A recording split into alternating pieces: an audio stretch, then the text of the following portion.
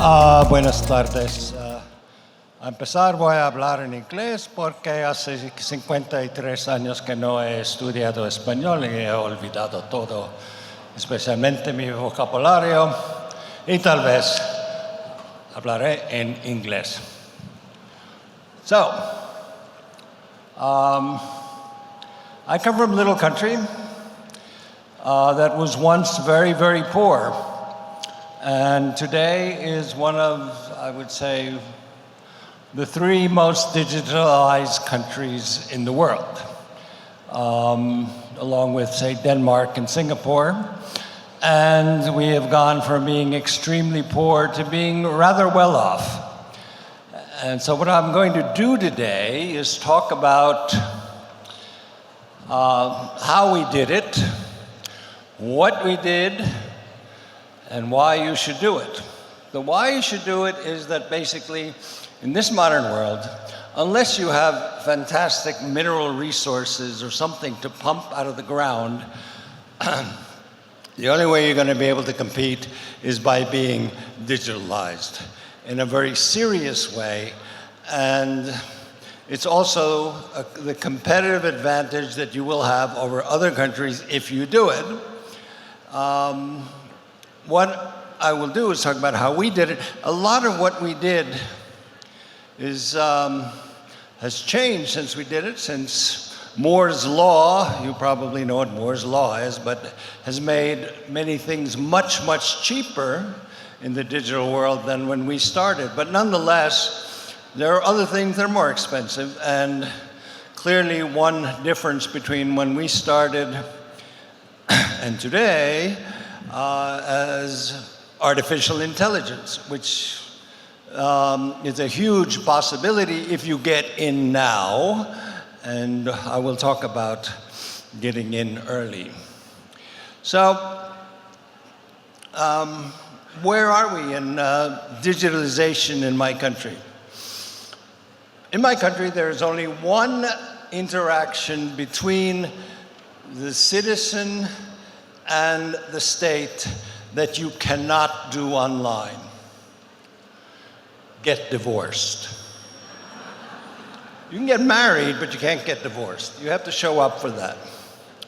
All other services, public services, are online. 99 point I don't know what % of income taxes are done online, and basically they're done in a matter of minutes or less. Virtually all our prescriptions are not only done digitally, but as a result of something that we developed long ago, but started pushing in other countries, is that you in fact can take out your digital prescriptions already now in 12 countries in the European Union. So if I were to go to Portugal or to Croatia, and I get sick, I take my digital ID, I authenticate myself, the pharmacist will see, oh, here's this person's prescriptions, and so with my cholesterol, I get my statins. So these are the kinds of things you can do. And one of the other benefits is that we are now not only by far the least corrupt former communist country, but we're one of the least corrupt countries in the European Union. We once were terrible. Digitization has made us not only one of the least corrupt countries, but also many of the EU countries, the old big EU countries that used to say to us, oh, you people are all corrupt in Eastern Europe. Now I say, you know, you guys have a corruption problem, Belgium. We don't really need your advice anymore. So, there's a lot that can be done. Briefly, why did we do this? All right, Estonia is a small country, like basically all of Central and Eastern Europe. We became independent in 1918 with Woodrow Wilson after the First World War. And then in 1940, we were occupied by the Soviet Union, then we were occupied by the Nazis, then we were reoccupied by the Soviet Union. So we had a history of actually being independent. If you read the Cambridge Economic History of Europe, Volume 2, you can find there a graph of countries and how they were doing in the past. And there's a graph where our closest neighbor, culturally, linguistically, and otherwise, Finland, was slightly poorer in terms of GDP per capita than Estonia. So we were a little bit richer, but basically the same level. That was the last year before World War II came and you couldn't measure anything anymore. In 1992, which is the first year of our independence, or re-establishment of independence, or it was the first full year, the GDP of Finland was basically 24,000 US dollars nominal. Our GDP was $2,800 nominal. So Finland, in the process, had become 8 times richer than we were in the same time. So this was rather depressing. And I faced this because I was the first post-occupation ambassador to Washington, and they would occasionally not send me money to pay the rent. So it was, I immediately saw what it was like to be very poor. And it's not simply a matter of the difference in measured GDP per capita. Because in 50 years of occupation, there's all the things we didn't do. We didn't build, we didn't get new roads, new hospitals, we didn't get a brand new telecommunication system. Everything was just in bad shape. So GDP is not simply only how much you earn, but also what you already have there. And so we were in really bad shape. Now in this, those of you who remember the Greek philosopher Zeno, he had several paradoxes, and one of them was his paradox of Achilles and the tortoise, where Achilles, the fastest man on earth, runs after the tortoise or the turtle, but the paradox is that by the time he gets to where the tortoise has moved on. And then he runs after the tortoise. By the time he gets to where the tortoise was, the tortoise has moved on again. This is the fundamental problem of development, because you don't catch up unless you do something very different. If we had in, they say, 1992, a fantastic growth rate of 10% a year, and Finland had a measly growth rate of 1.5%, they would still get more rich than we would get, given the low base that we started from. So I was sort of pondering not getting paid, and I realized what we needed with all of the development that had gone on in the Western world when we were occupied, that we needed to find something where we could be in a level playing field, where we are all starting out in the same place. Well, one area which had to do with my own education, and I'll come back to education, but I had this extremely unique opportunity to learn in 1971, when I was 16 years old, how to program computers. I had a math teacher. She was doing her PhD in math education. She said, let's see if we can teach kids to program. And she rented a teletype machine with a perfo tape and a modem connected to a mainframe 50 kilometers away. And I learned how to code. It was nothing to me. It was just like, okay, now I know how to do that. So what? And I went to college and I saw a little ad saying, you can get some $2 an hour by programming a little computer. It was the first commercially available lab computer. It was a PDP-8, called a PDP-8 because it had 8K of memory in it, and that meant that's as much as an empty email is today, but in 1975, 8K of memory was a lot. And of course, because its computational power and its memory was so limited, I had to program in assembler language. Those of you who know anything about computer languages know it's a hexadecimal system, 0 through 9, A, B, C, D, E, F, G, and that's all you have. I did that, and I said, okay, great. So I was never afraid of computers, thanks to this initial beginning when I was in school. 25 years after that, I'm the ambassador in Washington, and one of my friends who knew I kind of liked computers sent me an email saying, you ought to check this thing out. This just came out. And what it was something called Mosaic, which came out in June, July of 1993, and that was the first ever web browser. Unlike today, when you download a web browser from the internet for free, I had to go to a store long out of business called Radio Shack and buy a package to prevent theft with 7 floppy disks. I took it home, I uploaded it, and then I saw, for the first time in my life, World Wide Web. Now, the World Wide Web had been invented 4 years before that by Tim Berners-Lee. That's the HTTP when you open up a web page. That's Hypertext Transfer Protocol.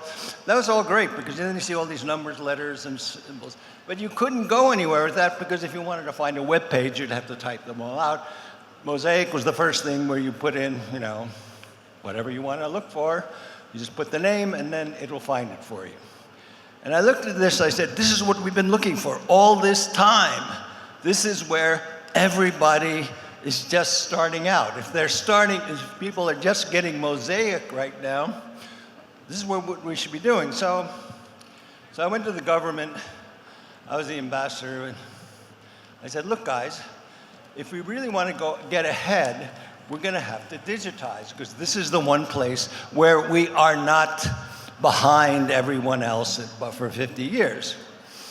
And so I proposed, because of my own background, having this education and learning to program, I said, what we need to do is start with the kids, because the older people are going to be against it anyway, or they won't be interested.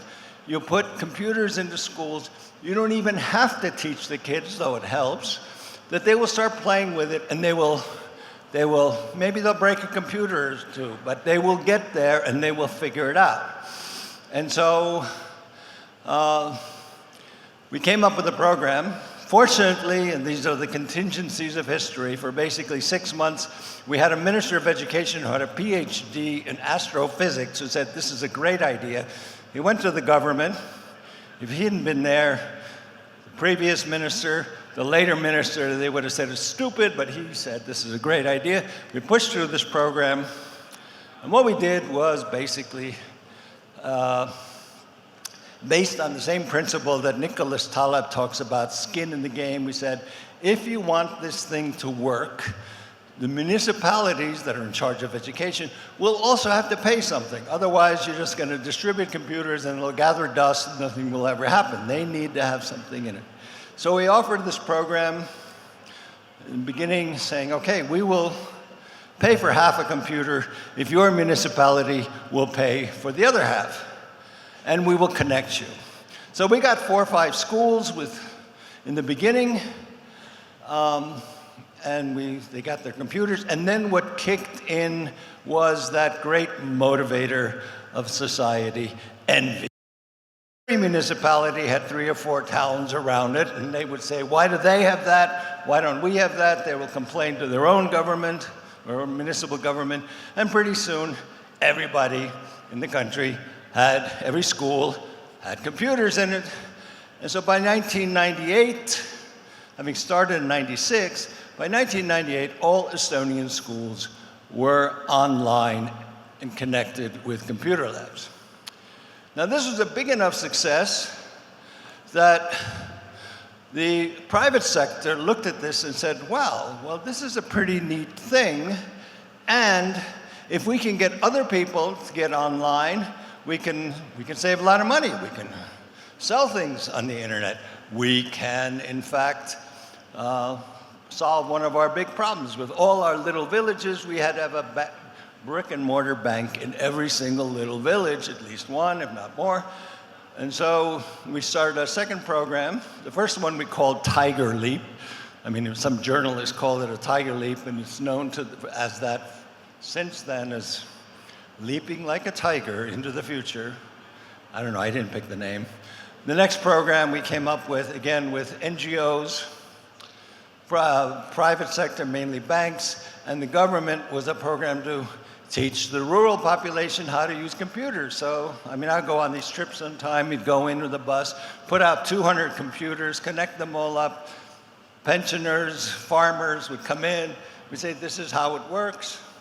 And then part of this program was to put into our, into municipal centers, libraries, and so forth, computer banks that people could come and use, because computers are expensive.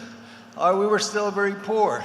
I mean, and even as late as 1999, only 36% of American US households had a computer at home. So if you think about a poor East European country, forget about it.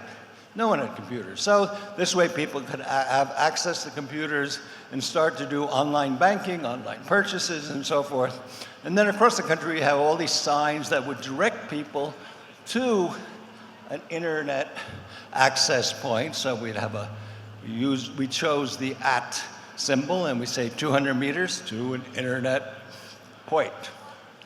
All right, so this was going rather well, and already by then we were more digitized than a number of countries, most countries in Europe, but that was not enough. And we realized that if we really wanted to digitize, we'd have to do some fundamental issues that I will ask you to bear along with me, but in order to really have the internet work, you need a couple of things. First of all, you need everyone in the country to have a unique, secure, digital identity. If you remember, there was once a famous cartoon of two dogs, and one dog says to the other in front of a computer saying, on the internet, no one knows you're a dog. Well, that is the fundamental problem of digitization. You have to know who you're talking to before you send them money. The bank has to know you are you before they give you money. And so we created a system so that we have unique digital identities in the form back then of something you already have here. In Guatemala, you have a chip card. And this chip card operates on two principles. Two fundamental principles. One is two-factor authentication. That means when you use the chip card, you also need a PIN, and that gives you what you need for two-factor authentication. And we had end-to-end encryption. So we made all our services available on digitally. It took a number of years to get there. We started off with taxes because people hate doing taxes. We said if you do it online, identify yourself digitally, you will be able to do your taxes in a matter of minutes. And if you don't do it online, well, we'll get around to looking at the paperwork whenever we get around to it. So that was one problem, and we've solved that. The second problem was, how do you store the data? And we realized that we don't have enough money to have a big data center, not then. And we have all these servers all over the place. So what we should do is actually connect all of these servers. You know, the Foreign Ministry is a server, the Ministry of Social Affairs, there's lots of servers. There are all these servers all over the place. So some very smart, really brilliant computer scientists, graduate students, invented an open source software program, or platform rather, that connects everything up if you want it. But why it is so brilliant is that the way it works, it is technically called a distributed data exchange layer, but that means that, say I have my medical records, maybe that little say it's that one of those bulbs over there. Someone else's medical records are stored somewhere else in some other bulb over there. And my property records are over there, and someone else's property records are over there. They can be anywhere, and they're only connected via my ID. I can look at any of them, but only via my ID. Now, this is distinct from the entire model used generally of a big data center, and you have everything in one place. The worst example of this is the Office of Personnel Management, or OPM hack, in the United States from 2015, 15 years after we started this, where all the personnel, all the records of all federal employees in the United States, including things such as CIA officer psychological profiles, Secret Service agent, telephone numbers, they were all in one place. And not only that, they were not even encrypted. And someone went in and just sucked it all out. And so if there's anyone who's ever worked for the US federal government, you'll know that your data is somewhere probably around Beijing. But the key to this working, and so that every interaction will work, is authenticating you, to make sure that you are you, where you use your two-factor authentication and you want to connect to some, say, your bank or to your healthcare records. You need to make sure you are you and only you can get it. For that, you need an authentication center that issues the certificate that says you are you and you have access to what you have a right to do. That's expensive. And so since our banks so loved this system because it was so much more secure than any other banking system, online banking system, anywhere, we ended up doing a 50-50 public-private partnership that works to this day, where we have an authentication center, a third body, and it does all of the interactions, all of the authentications, and it's paid for half by the government, half by the banks, who of course are the biggest users of authentication because all transactions go through this. So let me repeat, what do we have? We have a secure identity. You have this already. A platform which you can look up, for a YouTube explanation, you look up X-Road Estonia, and you can see how it works in a very short video. And then to really make it work, you need to have a digital signature law. You have a law that makes a wet signature, or one that you write with, legally equivalent to a digital signature. And that underlies all transactions. You can sign contracts, you write checks. I mean, the legal status of a lot of online banking for me is kind of like, I don't know if that's really legal or not, but in this case, it is completely legal because you have signed a document. It's like signing a check. This platform, just for your knowledge, we were still relatively poor back then. We were better off, but not that much. It's open source. It was our first form of foreign aid. We give away the source code for that. It is, since open source, you want it, the Estonian government will give it to you. 25 governments around the world use our platform today.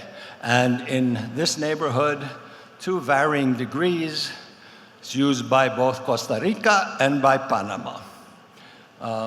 So if you guys are interested, we're happy to give it to you. And much of what we have done since then is, what did I say? All right. So what the effects of doing this have been rather massive. I think my pages got mixed up here. All right.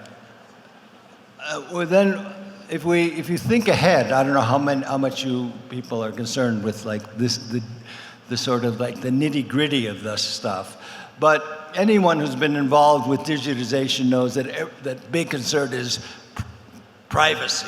What do we do about privacy? What happens if someone finds something out? Well, yeah, privacy is a problem, and we deal with that legally, and we also have a log of all interactions, so if data somehow gets leaked, it's one way of finding out what's going. But far more important than privacy in terms of danger is something called data integrity. If someone publishes my blood type, someone publishes my bank account, well, it may be personally embarrassing because it's so small, but nonetheless, okay. I mean, there are all kinds of things that you don't want published, but if someone changes the record of my blood type, that can be fatal. Because if I go to a hospital and someone has changed my blood type, and they say, okay, let's give them a transfusion, and they give me the wrong blood type, I'll die. With my bank account, it's unlikely if someone is going to change my bank account that they will make it give me more money. Most likely they will empty my bank account. So this is a system we've had in place. What we do is that we put all critical data on blockchain, a permission blockchain. So this is not Bitcoin.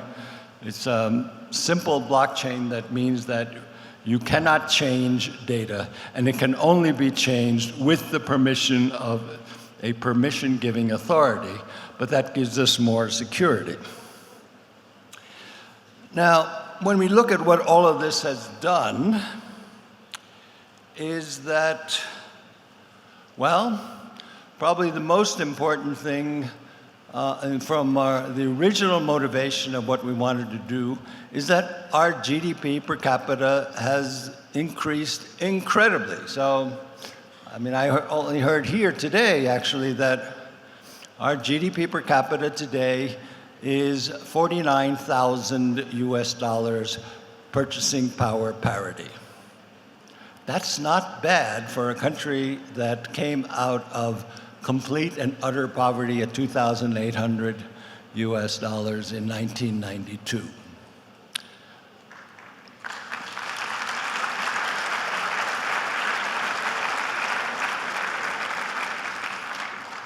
Another effect of digitization comes from the fact that you can't bribe a computer.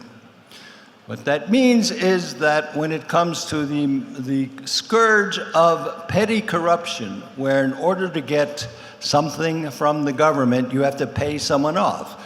To get a doctor's appointment, to get some kind of permit to build something, whatever.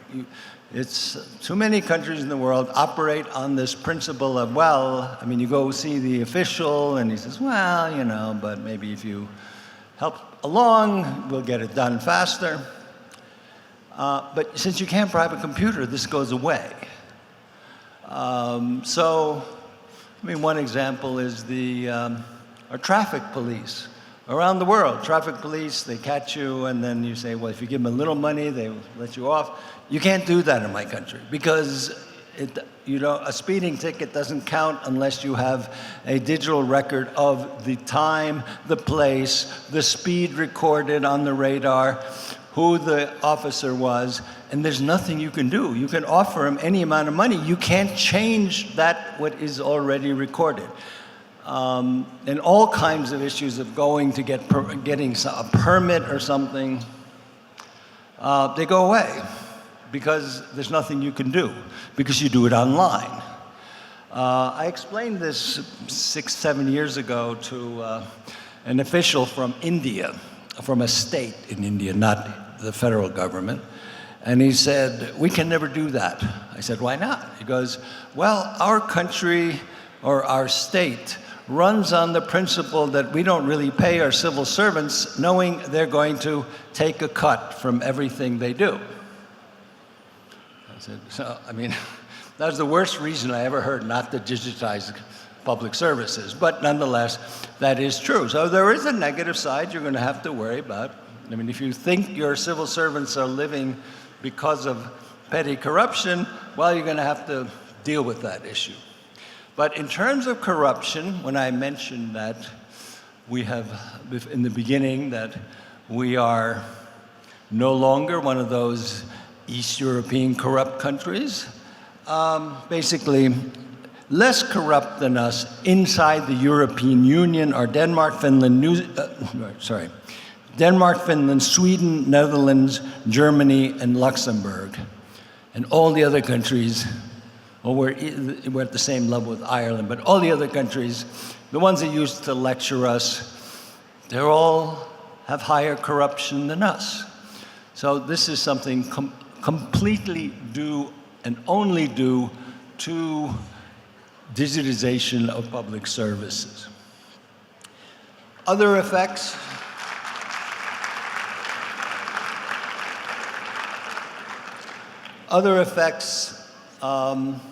Well, one of the effects of starting with education 30 years ago, today, I mean, you probably know that education reform takes 15 to 20 years to have an effect.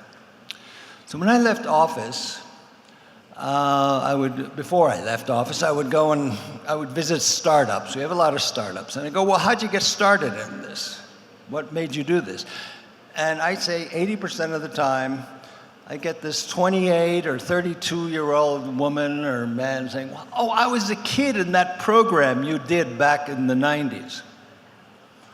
Seemed to have worked. One thing that happened in my country which had a huge effect was that while everyone thinks of it as a Swedish company, the entire technology software for Skype was invented in Estonia by 4 young guys in their 20s.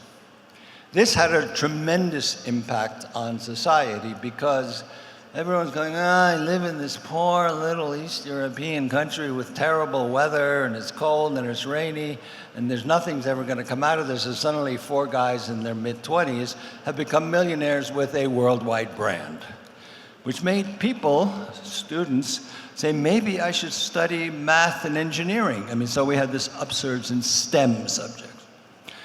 What it's gotten to today is that Estonia has a unicorn that is a billion-dollar company for every 130,000 persons. The speaker before me said highest per capita, that's another way of saying. Next is Israel with about 1 unicorn per 800,000 people. So,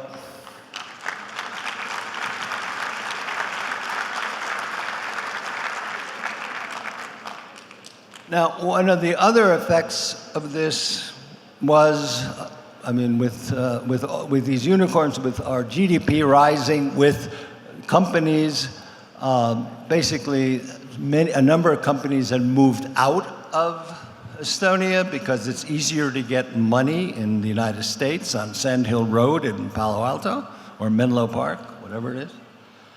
And they started coming back because life in Estonia had become pretty decent. I mean, it's kind of a normal Western European country in terms of quality of life, quality of roads, quality of healthcare. In education, the PISA scores of Estonian students are the highest of any non-Asian country. So we're ahead of everybody except for the Chinese, the Singaporeans, Japanese, and Koreans. But if you come to Europe, we're ahead of everybody in Europe, not to mention the United States and Canada.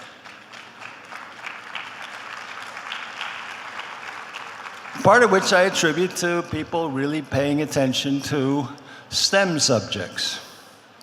So now people are coming back. We no longer have massive emigration. We don't really have we're at a zero saldo. So as many people leave as come back in, so, which is not a bad position to be in. When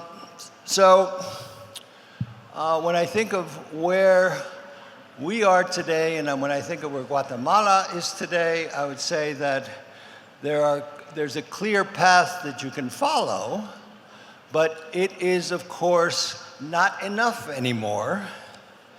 If you remember your Alice and the Red Queen in your Alice in Wonderland, when Alice complains that she's running and running, but she's not getting anywhere because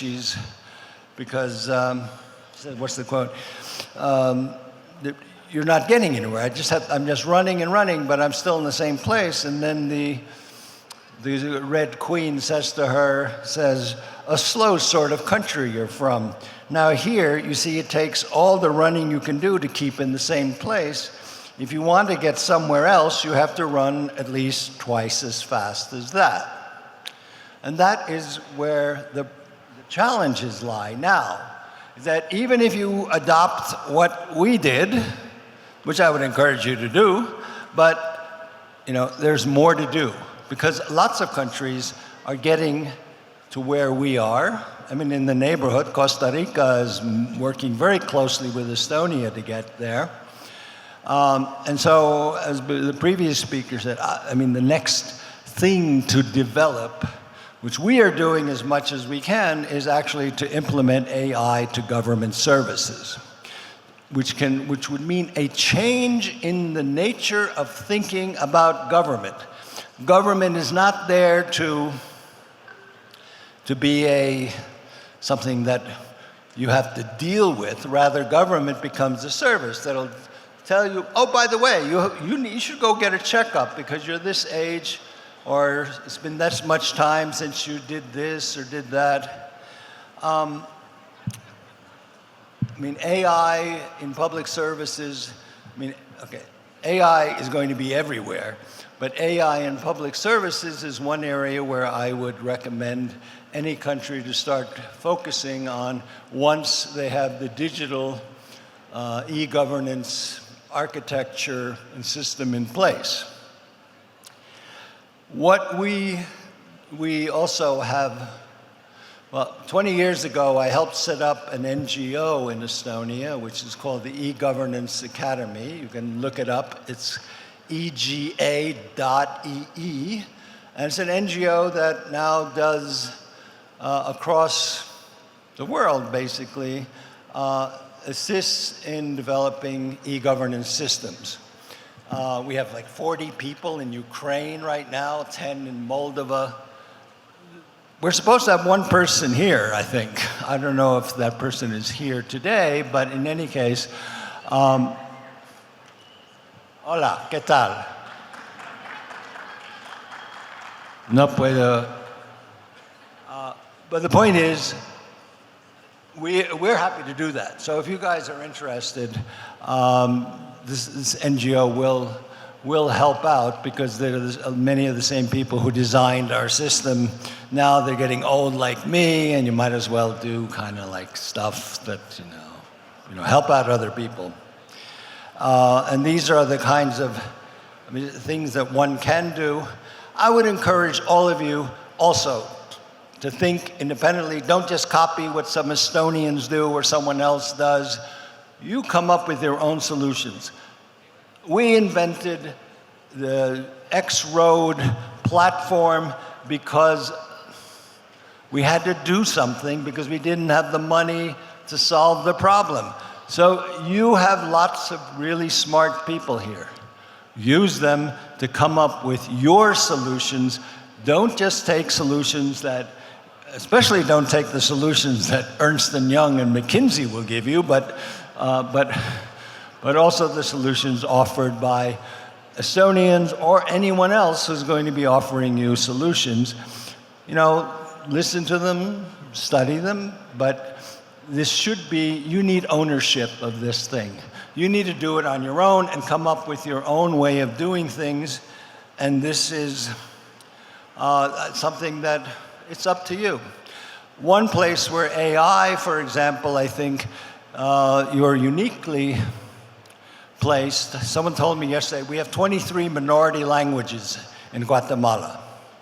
Well, before AI, I mean, you would have to worry about all of your population being able to read the one main language. But you don't have to do that anymore. You can now, if you do it right, implement AI to make sure your entire population, even if you can do it in their native language. That's a whole creative area that I would encourage you to take up because, I mean, that's a way to go. Another thing that I see, and I've been arguing for a long time with a platform like X-Road, is you can actually do some really creative stuff regionally. Now, I mentioned the fact that in the European Union, 12 countries all working on one platform, you can get a digital prescription when you're sick in that other country. My goal in Europe is that you can do the same thing with your medical records. So if I get sick in Greece, and they don't even have a Latin alphabet, I will go to a doctor in Greece, authorize the doctor to read my medical records, which he can do, and he will get them in Greek, because he certainly isn't going to understand my very weird language. When I think about what we need in this region, you need, I mean, basically, regional cooperation, if you adopt a common platform, can really work well, because those things that are strictly sovereign, that are strictly Guatemalan and not Costa Rican or Honduran, you do that's accessible only to people in your citizenship.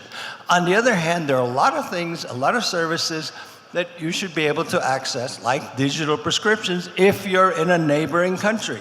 That certainly should be a political goal of the region to make cross-border relations easier. On the more, on the financial side of things, one of the biggest areas of cheating on taxes is VAT, where a company will tell in my country, we'll have a company that has offices in Estonia and in Finland. They will tell the Estonian government, we paid up there in Finland. In Finland, they'll say, no, we paid our VAT down there in Estonia. And we realized there was a lot of tax cheating going on. And so we basically got together with the finance ministry of Finland and said, well, why don't we just start comparing who's doing what? And we passed a law. And we were nice. We gave them 6 months to comply, and every month, tax compliance rose at an incredible rate, and we started making more money. In fact, digitizing our tax system allowed us to increase our revenue so much that it was politically possible to reduce taxes. It sounds bizarre, but politically, it really works for a government to say, yeah, we don't really have to, we can reduce the tax burden, and which is what we did about, how many years ago? 15 years ago.